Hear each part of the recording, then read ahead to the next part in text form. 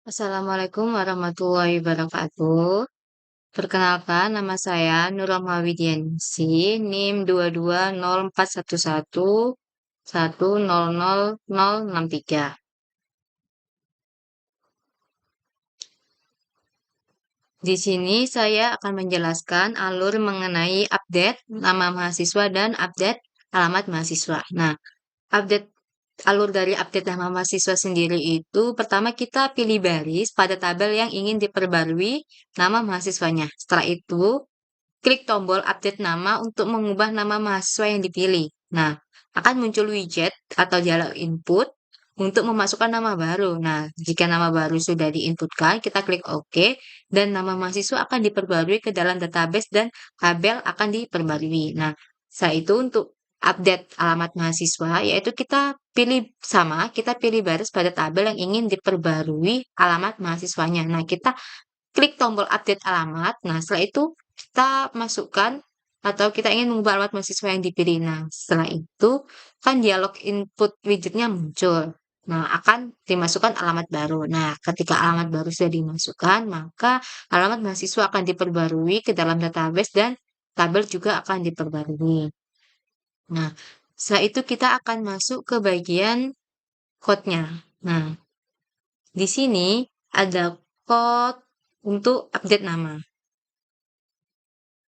Nah, code dev update nama ini adalah sebuah fungsi untuk kita melakukan update nama tadi. Nah, raw table view ini atau di baris 53 yaitu kita untuk mendapatkan indeks baris terpilih pada key table view. Jadi kan nanti ada tampilan tabelnya. Nah, ketika diklik, nah itu yang didapatkan di code ini. Nah, setelah itu pada baris 55 ini itu untuk mendapatkan nilai ID dari kolom pertama indeks ke 0 pada baris terpilih yang sudah dipilih tadi.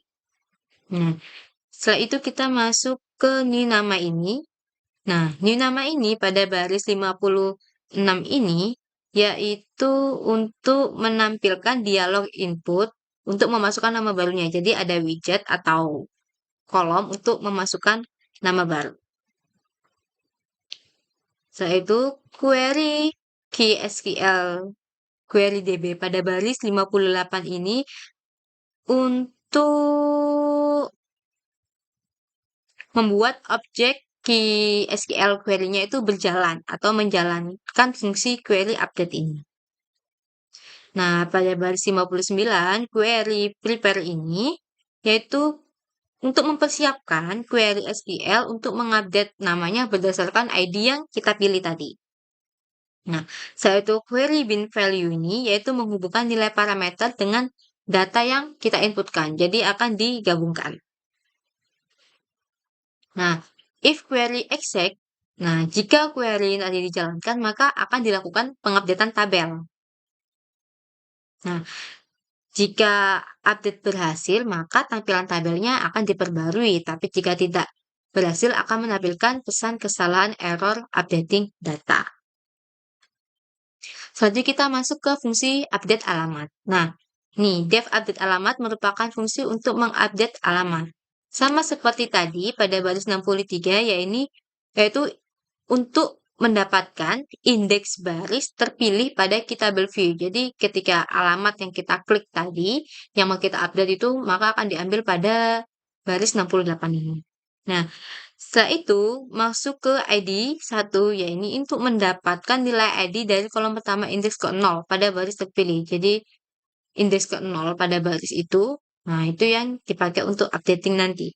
Nah, setelah itu alamat ini menampilkan dialog input untuk memasukkan alamat baru. Jadi akan ada column atau berupa kolom widget untuk menginputkan alamat barunya.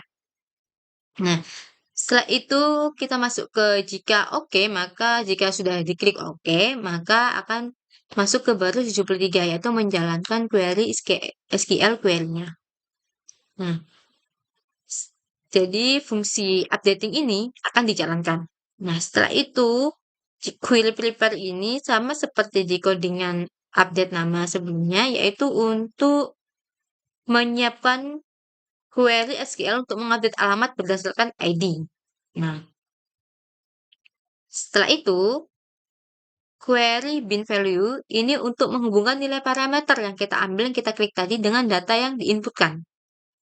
Nah, setelah itu masuk ke if query exec sama seperti tadi. Jadi jika query dijalankan, maka akan ada updatean data atau tabelnya akan diupdate. Nah, jika tidak, maka akan terjadi error atau menampilkan pesan kesalahan berupa error updating data.